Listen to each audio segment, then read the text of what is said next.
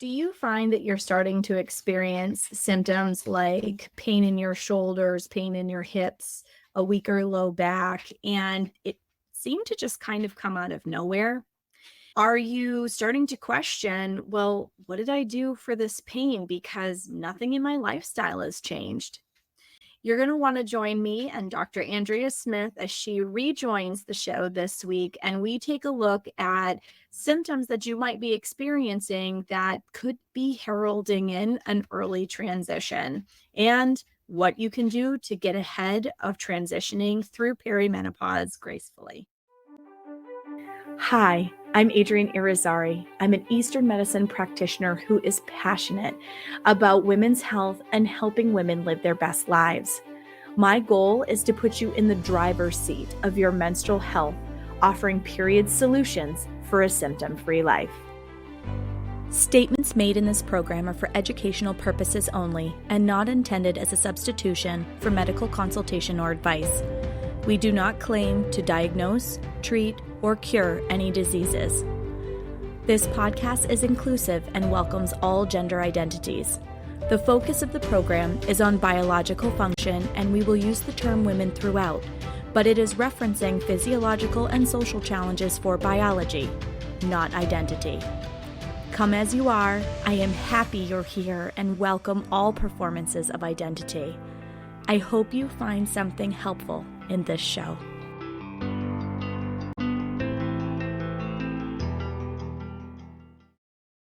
Welcome back to another episode of the Reproductive Rebel podcast. I am so excited to welcome back Dr. Andrea Smith. You guys loved our podcast episode that we did earlier this season so much that I absolutely had to have her back. So welcome back to the show, Dr. Andrea. Hi, everybody. Thank you so much for having me back. This is awesome. So when Andrea and I were talking about the different topics, there's so many that we could cover. And I wanted you all to get to know this beautiful practitioner and human being in our last episode. And one of the conversations that we had, she was like, oh, I'm starting to see some trends in my office that I think would be amazing to cover on the show. So today is one of those. So if you are 35 and older, this show is absolutely for you. If you are close to 35, definitely tune in because this is going to be one of those conversations that will be eye-opening for a lot of people. And at the same time, a lot of this is stuff we should be talking about. And so we both felt that it was really important to shine some light on it. For sure. Definitely. I'm so excited. So when we are talking about perimenopause, I know it's that kind of phrase, right? And I think perimenopause is one of those words that we're starting to use a lot more, but there's still an awful lot of confusion in terms of when it could happen, what is it going to look like, that kind of thing. So I feel like this is a really important topic to cover as many times as we possibly can on this show. So as a chiropractor, what are you seeing in your practice around this age group? Yeah. So I know when you and I decided to talk about this, we just had a quick conversation. It's over the last, I would say, year to 2 years, what I'm seeing is a large spike in my patient base being between that age of like 33, 34, up to about 48 to 50. So that kind of range in there where we know a lot of changes happen and all of that. But it was a lot of I was seeing women coming in with bilateral, so two-sided joint pain, unexplained, no reasoning. There was no what we call in any profession a mechanism of injury. There was no, basically, they didn't fall down. They didn't start a new workout routine. Their exercise didn't change. Their food didn't change. Nothing had really changed in their lives, but they were having unexplained joint pain, sometimes bilateral and all over the body, most of the times in the hips and the shoulders and the knees is where we see it the most. And that was combined with coming in with digestive issues all of the sudden that they'd never had before and nothing had changed for them. or unexplained bloating that they'd never experienced before. And these are, some of these women had issues with their cycles in the past, but, nothing outside of a realm where I'd be like, oh, yeah, well, we can point back to that. And so it was starting to really like in my brain, I'm like, okay, I'm a chiropractor. I adjust the spine. I allow the nervous system to heal the body the way it needs to heal. But these women are still experiencing all of these intense things that they're going through. So I'm like, let me like just dive into this. And it was actually, we talked about it a little bit the last time I was on, but it was more of a personal journey for me that allowed me as a practitioner to be like, oh, maybe I need to look into this being an issue. And I was having joint pain and I get adjusted, I exercise, I eat healthy. Like I'm not perfect, but I do pretty well. And all of the sudden, I had a huge shift at around 41. And it was nothing had changed except probably my stress levels had probably gone through the roof the 2 years before and then had continued on. And I started having these same kind of symptoms that my patients were coming in with. And I didn't even realize it that until I saw you, which was amazing. And you recommended Dr. Lisa Parsons to me. And I started actually getting some like diving a little deeper into it.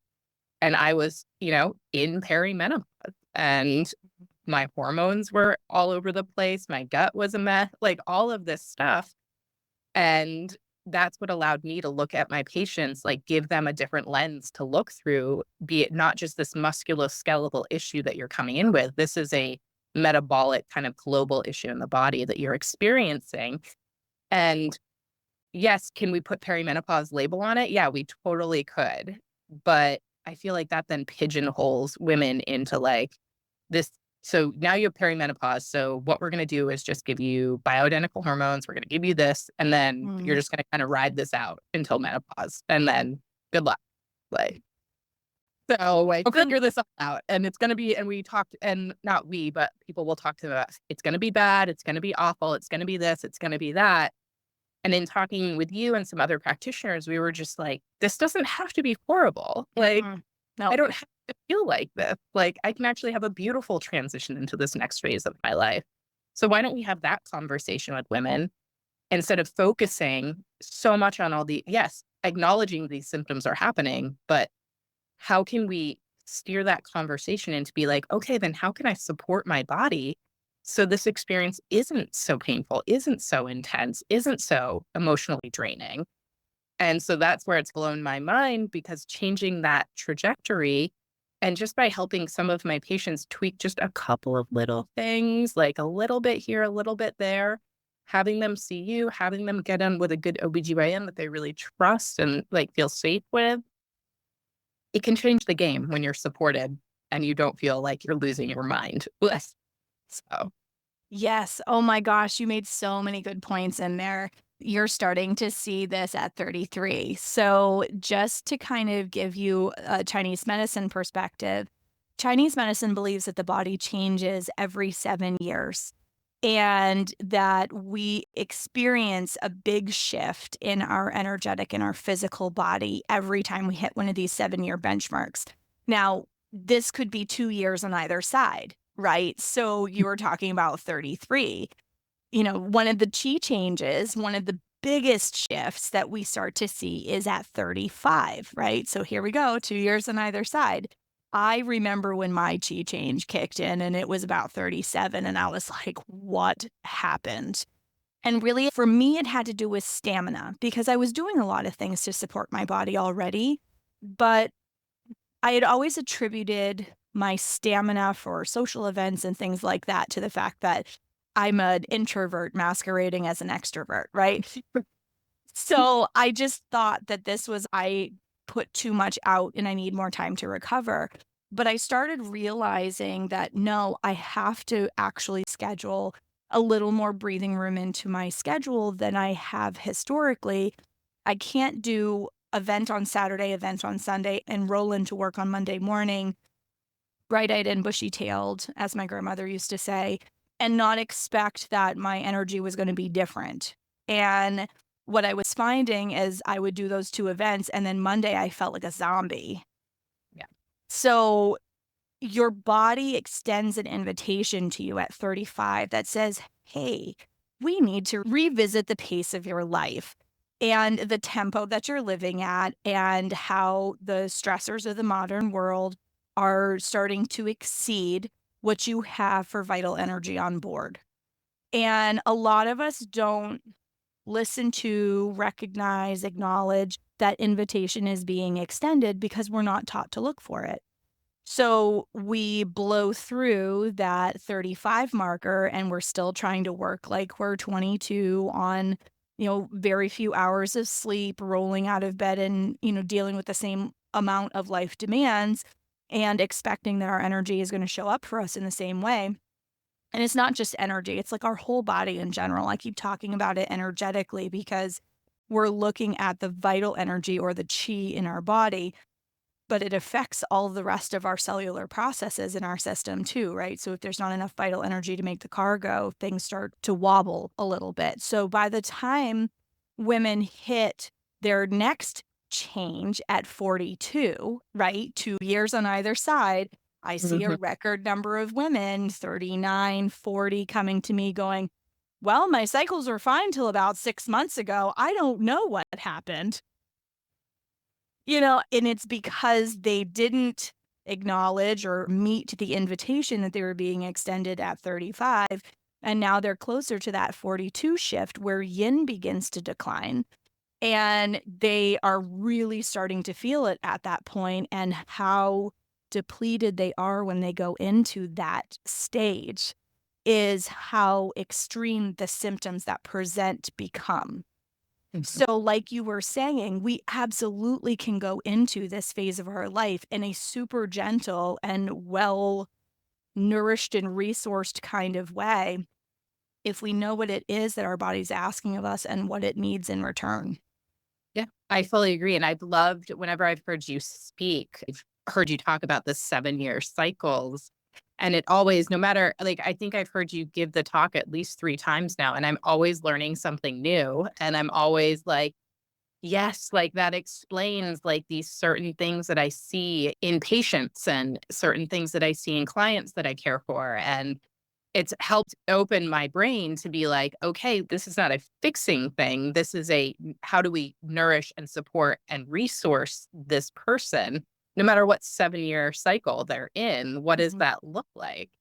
And it's about resourcing. And sometimes, like, yeah, it's about slowing down a little bit, maybe taking one less appointment a day, maybe taking weekends off, like doing this stuff and just supporting your system. Because I know that you and I are fairly similar. We are drivers, we are worker bees. Like, we actually thrive in our work, like, we feel energized by it.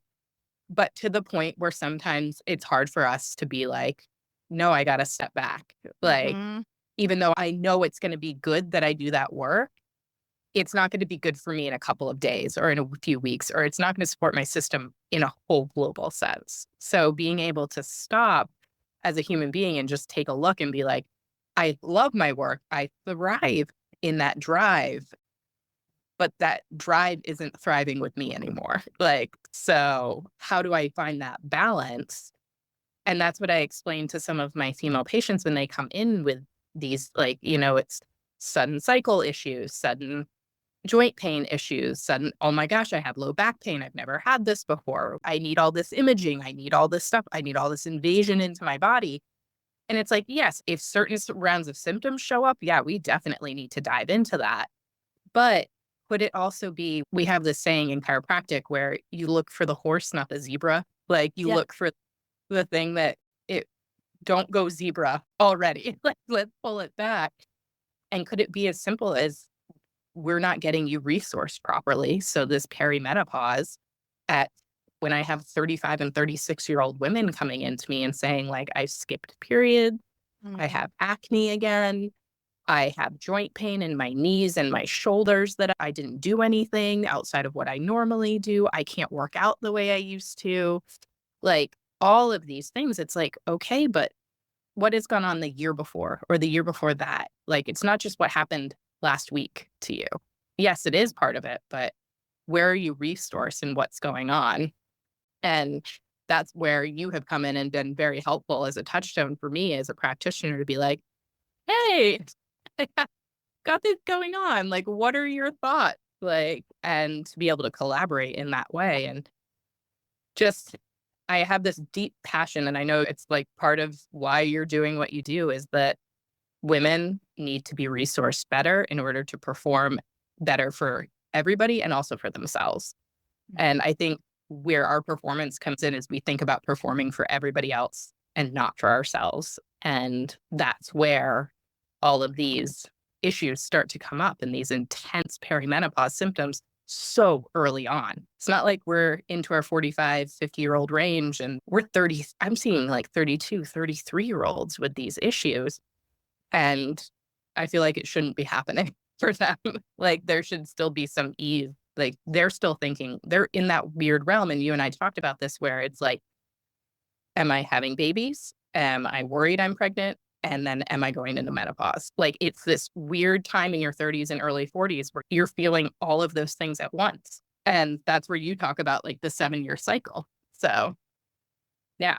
I love that you brought that up because as you're talking about the joint pain that people are experiencing, my brain automatically goes yin deficiency, right? Because that's one of the hallmark symptoms that the body needs a little more love and support in that particular department. And when we work beyond our capacity, and I'm using work as the benchmark, I mean, this could just be lifing really hard, right? Because if somebody's a stay-at-home mom, like maybe you're not working in the traditional 9 to 5 W-2 sense, you're still doing work, okay? And so 100%.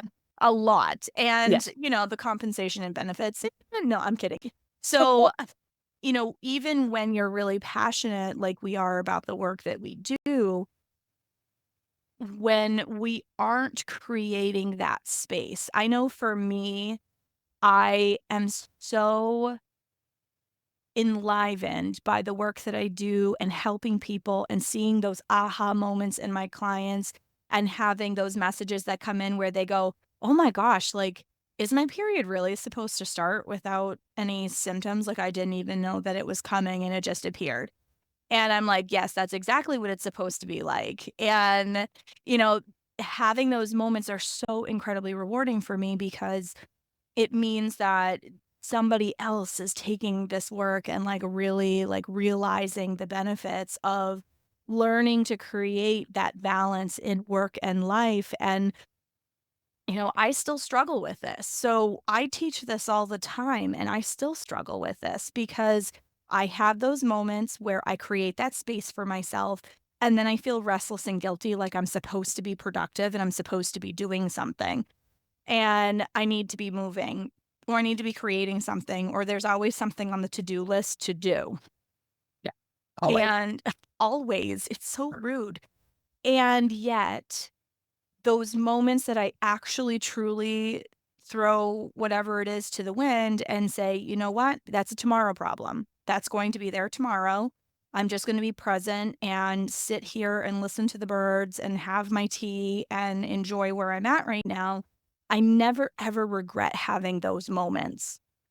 But sometimes it's like a total mental exercise because our culture values productivity so highly and in a framework that is designed for testosterone-driven human beings, where they get a burst of testosterone every 15 minutes, their whole hormone expression is different. We experience our hormone cadence in 28 to 30 days. They experience it in a 24-hour cycle. So we have different gifts. We excel at different things. We have different stamina at different parts throughout our cycle. And when I started planning my work around the gifts of my cycle, rather than just trying to bulldoze my way through the same level of work, the same capacity, the same number of clients every single day in and day out, my whole world shifted because I wasn't trying to overspend what was in my bank account in terms of energy before, you know what I mean? So I wasn't creating a deficit for myself. And that is so critically important, not only in terms of all of the things that we tell ourselves, right? Our internal critic can be a really nasty person and tell us that we're lazy and tell us that we're failing and tell us that we're not doing enough, and then the shame and guilt creep in, right? I hear this so much with my clients. And then when you reach this phase of your life and your body is, waving flags and screaming at you like, girl, slow down. I'm begging you. Here's how I'm trying to communicate that I'm begging you, right? Yeah. That's what symptoms are, is Yeah. the only way that the body has to communicate with you that something isn't working right. And when we listen to that, we recover so much faster. When we try to push through them, and as I'm saying this, I am totally shaking my finger at myself because I'm guilty of this, right? I think we all are at some degree, Yeah. where like the body goes, you really need a nap now. And you say, girl, sit down, be quiet. I've got too much to do today, right? We've all been there.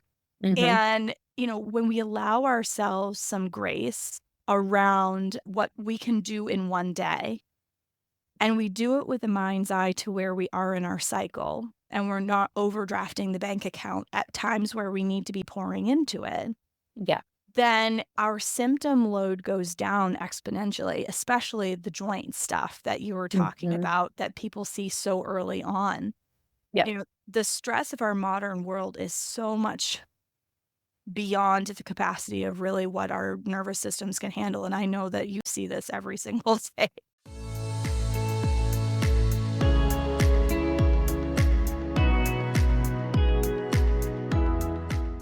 I'm going to pause this incredible episode to share an opportunity for you to join me as a reproductive rebel. As you know, I'm a holistic women's health practitioner who practices with a focus in East Asian medicine. I truly am one of a kind in the way that I practice, and that is a part of what makes me a rebel. I am here to disrupt a healthcare model for women and provide natural and effective solutions for all phases in a woman's life. Do you feel called to make a difference in women's health? Whether you are already a practitioner working in this space, wishing to add to your toolkit, or you are just a passionate rebel with a calling to make a difference for others, as I was at the start of my career in this field, the Holistic Women's Health Practitioner Program is open for enrollment. I am looking for passionate, committed, and heart-centered people who desire to make a difference in the women's health space and desire to make it a place where women feel seen and heard, where their needs and concerns aren't gaslit, but really taken seriously and met with compassion and education to help them reach their goals. Does this sound like you? If so, please check out the program link in the show notes and schedule a one-on-one talk with me, or join a free information session. Or if you know that without a doubt this is where you want to go, enroll and get started today. Together, we will make a difference for the future of women's healthcare. I can't wait for you to join me. I have never met anyone as charismatic and downright passionate about women's health as Adrienne Irizarry is. Not only is it just a delight to be in her presence as a friend, but as a student, her passion for her work, it comes through so prominently, and it helps ignite the excitement that lives inside of me as her student. We literally laugh, we cry, we share, we support.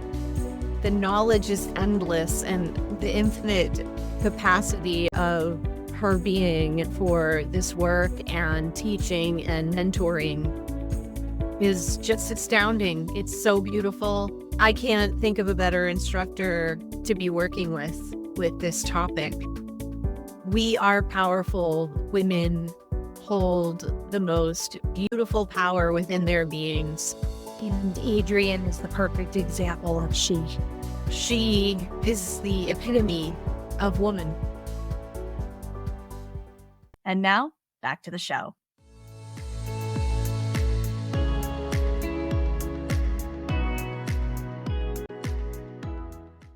It is mind-blowing to sometimes see, because of the stress response evaluations that we do, to see actually the physical ramifications of long-term chronic stress, and not just emotional or energetic. Like, it's physical stress, it's chemical stress. So, the foods that we eat and the things that we drink and the medications that we take, like all of that is a stress on the system in some way. And yes, can we grow from stress? Yes. When things are stressed, they tend to grow and change and we find new ways to navigate. But a lot of times in our modern culture, those new ways we find to navigate are new ways to add more things in. Like it's not new ways to take things off our plate and support ourselves. It's new ways to stress out more.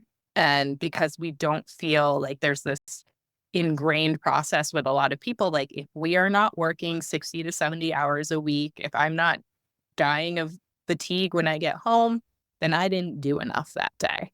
And that is not a healthy way to live, like in any way. And I'm not saying that to be like, don't work, like don't do anything or don't do anything like that.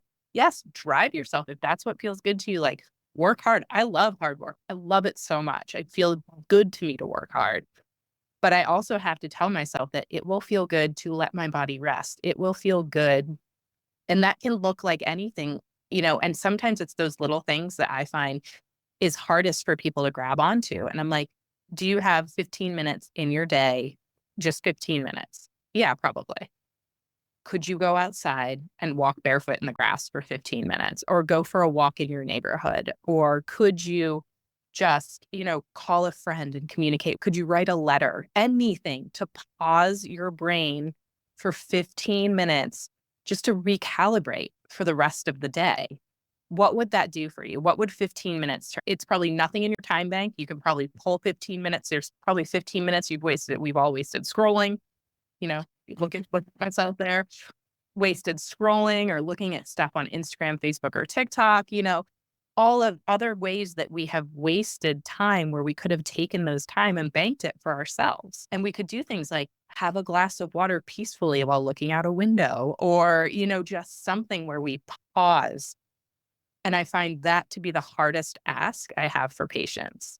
Like I could tell them to go get an x-ray or an MRI and they're doing it, they're scheduling it. Like that doesn't seem like anything big. And to me, I'm like, that's a huge step. And to them, but me asking for 15 minutes, it's like, nope, can't do it. Like, don't have it.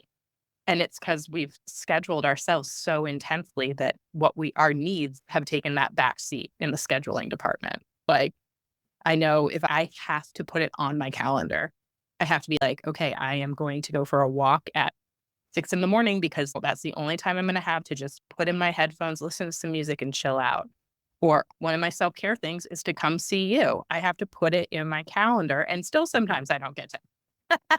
So it's like, we've almost got to schedule it for ourselves because if we don't, between stress and so many other variables, we are going to start seeing women younger and younger starting this process. And I think, I'm not a fertility expert, but that can lead to so many things down the road. So it's like, don't feed into the stress. Like you're not going to win. You don't win a prize for dying as the most stressed out person. Like nobody's giving you an award at your funeral for that. So just try and find that some sort of peace within your day. And I think it could be a game changer. Oh, I love that. Yeah, nobody lays on their deathbed and said, I wish I worked harder. They always go, I wish I had taken that trip. I wish I had seen that thing. I wish I had, in terms of those moments that they worked through, and you made a beautiful point about 15 minutes. Like sometimes I think it's a value thing. Like we don't think we deserve to take that 15 minutes. Everybody else is the priority, particularly when you're a parent too. Yeah. It's so easy to put your kids ahead of your own needs because you want the best for your kids. And one thing that I've learned a lot in the last few years is I can be a better parent. I can be more present. I can show up for my kids in the way that I want to if I prioritize that 15 minutes, if I prioritize that half hour. Like I've made a bigger lunch break block for myself so that I can go walk. Maybe I only get 15 minutes. But anybody who follows me on Instagram, you'll see random pictures of flowers and clouds and foliage and stuff like that. That is my conscious attempt at literally and figuratively slowing down and smelling the roses. Mhm. And, I'm now the weirdo that crawls into bushes and goes, oh, that flower's so pretty. And I take a picture of it. But it slows my walk down, because even when you're going for a walk, if you're power walking, your nervous system still thinks you're being chased by a tiger. Yeah. So if you're sauntering and you're meandering and you're enjoying the sound of the birds or the fresh air coming into your lungs and you're present in that moment, like, I love the earbuds and the music. I notoriously do that as well, but that's also where my picture taking comes in, because I'm watching what it is that's going on around me and I'm soaking it in. Yeah. And all of those things are so critically important in terms of helping to prevent these things from happening at younger ages. We're already seeing epidemic levels of young girls starting their periods between 9 and 11. Like, seeing an earlier onset for perimenopause right now. And I want to put this out there because a lot of people go, oh, I'm going through perimenopause early. And it's like, well, no, you could be just having cycle challenges, but let's dive into this deeper. Right. Yep. But, the average age in the United States is 51 to be going through that whole process of your actual period stopping.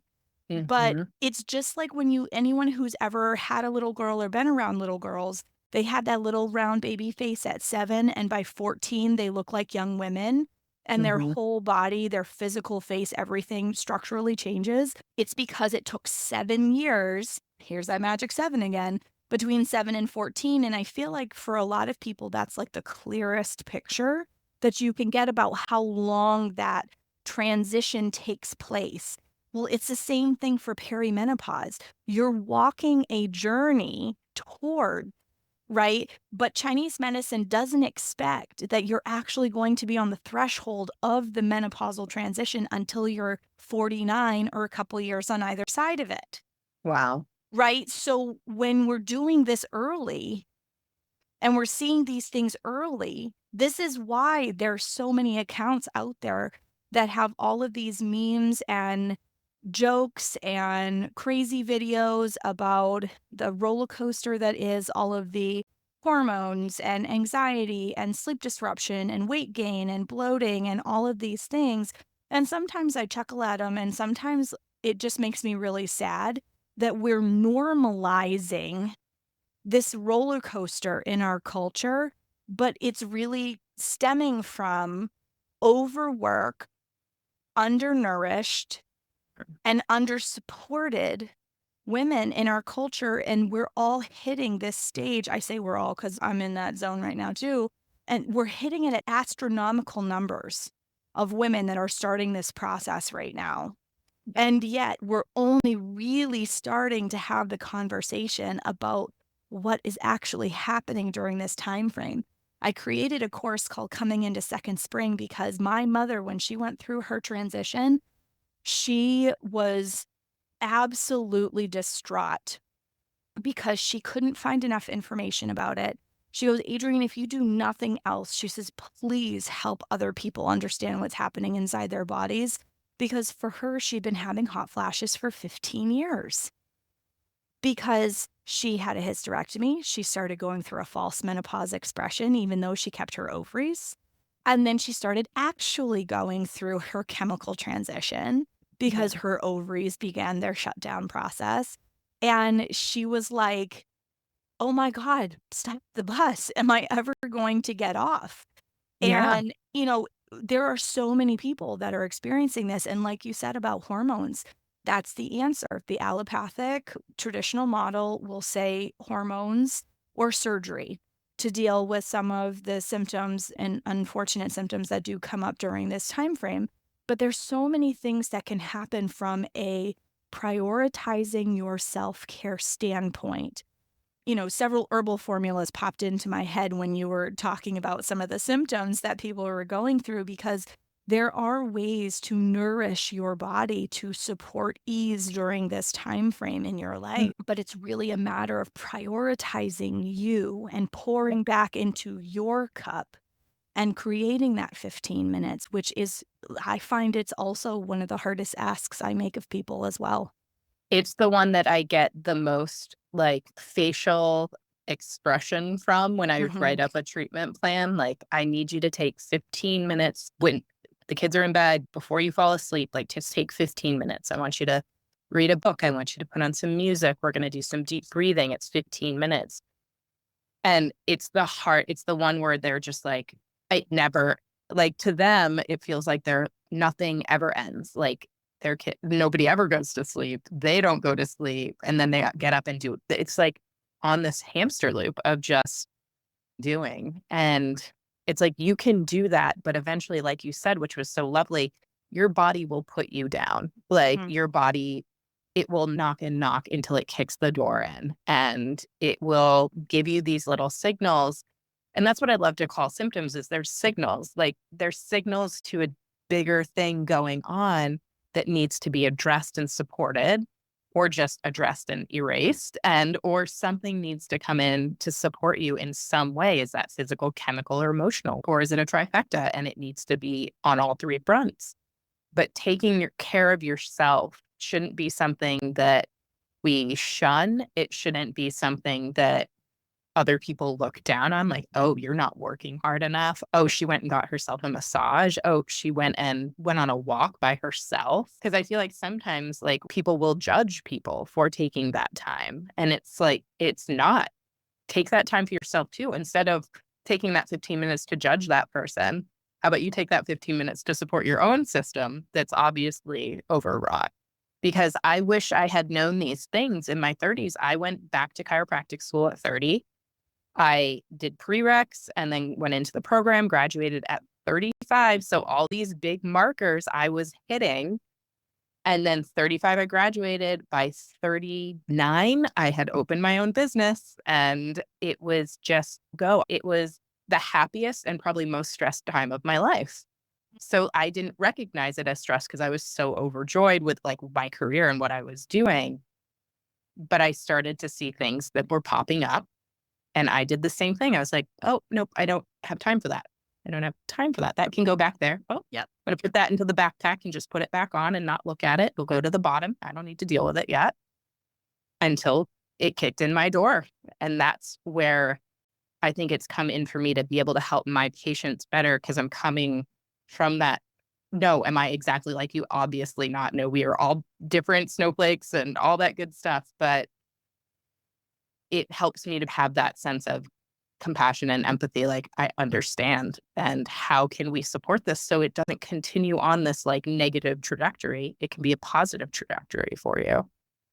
And like you said, sometimes it's not always perimenopause. It's a cycle issue that's not being addressed. And that's where you come into play. Yeah, there's so many things that can actually be cycle related. And so I tend to work at it from the perspective of improving whatever it is that's being seen for symptoms in the cycle, reestablishing a cycle in the case of, where you were talking about the fact that it had disappeared for people. And, once you get it to be in a symptom-free place, now what is it doing? Is it getting lighter? Is there actually a gap that's starting to happen in between because the body's properly resourced and it's happening the way that it's supposed to? Not because it's under-resourced and it's operating from a place of scarcity. And it makes a huge difference, because then when you actually start making the transition, because there's energetic pieces that actually hallmark the fact that this transition is happening too, you start asking very specific questions of your life when you start going through this. Like, why am I the only person that can do this? Because the reason that Chinese medicine calls it second spring is because you're stepping into a new phase of your life where you're no longer pouring your chi into creating other lives. You are now pouring your chi into the creation of your own life. And so, there is an energetic shift. I love that too. And it's so beautiful. And it completely shifts the frame of how we think about perimenopause and menopause when we look at it as literally a new birth, a new chapter, a new beginning in terms of how you move through the world and how your world is supposed to feel to you. Yeah. It can be such a rewarding and beautiful time if you know what it is that you're looking for and how to support your body in that transition. So I want to be sensitive to your time because I know that you're a busy lady, and I am so incredibly grateful that you carved out this time to talk to all You're of so my listeners. What final thoughts would you like to leave with people, and how can people find you? So you can find me at Synaptic Chiropractic. I'm in Westbrook, Maine. Our website is Synaptic DC. So those are the greatest, easiest ways to find us. I would just leave you with the thought that no, you're not crazy. No, you are feeling things, and it's okay to feel these things, but talk to people about them. Don't push them down and just say this is normal because I'm this age, or I should feel bad because, I'm 45 and I should be going through this. My mom went through this when she was early. My aunt did this. It's like, that's lovely for them, but let's change that game for you. Let's change that story. So that's not the story that your daughters might have to tell their practitioners. Like, imagine if we could change that. So I guess I would just say, like, don't hide with these issues. Like, come and talk to people that are in support, that are in community, that can help you create a beautiful transition rather than a negative transition. That's what I would say. I love that. Thank you so much for Thank sharing your you. experience and expertise. And if you would like to get a hold of us, please reach out to Dr. Andrea at her website or on Instagram. And if you have any questions about some of the programs that were mentioned coming into Second Spring, there's also one called Cycle Productivity Secrets that helps teach you how to plan your work with the phases of your cycle to help with working in alignment with the energy of your cycle. Feel free to check out moonessence.life/classes. Thank you so much. Thank you. Have a great day. Bye. Thank you for joining me for another episode of Reproductive Rebel. Reproductive Rebel is recorded by certified peri-steam hydrotherapist and acutonics practitioner, herbalist, and Chinese nutritional therapist Adrienne Irizarry of Moon Essence LLC. If you are interested in setting up an appointment for one-on-one support, ordering from our store, or checking out our course offerings, visit our website at moonessence.life. Be sure to subscribe to our newsletter and get insider information on upcoming events and offerings. Join the conversation. Like and follow us at MoonEssenceMe on Instagram, Facebook, or LinkedIn. Your voices make this program possible. Thank you all for your continued support.